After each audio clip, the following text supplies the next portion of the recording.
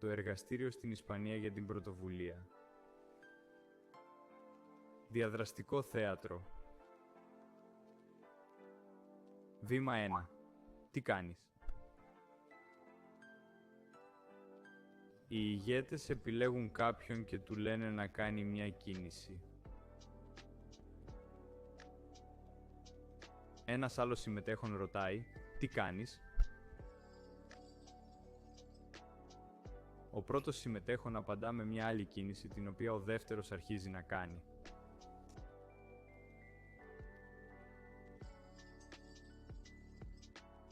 Πριν φύγει, ο πρώτος συμμετέχον κάνει μια τελευταία κίνηση. Το παιχνίδι συνεχίζεται μέχρι όλοι να συμμετάσχουν.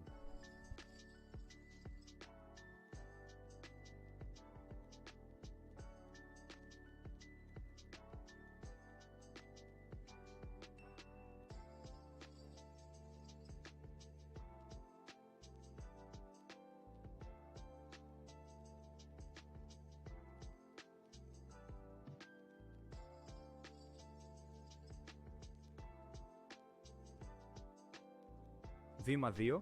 Θέατρο αντικειμένων. Χωρίστε τους συμμετέχοντες σε ομάδες.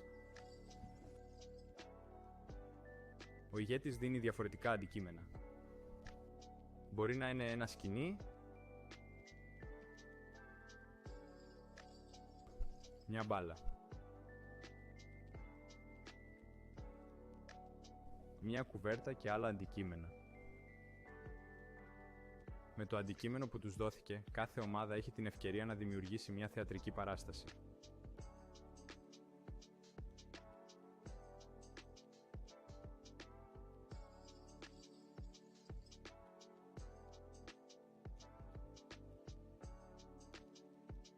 Οι συμμετέχοντες μπορούν να δημιουργήσουν το δικό τους θεατρικό έργο.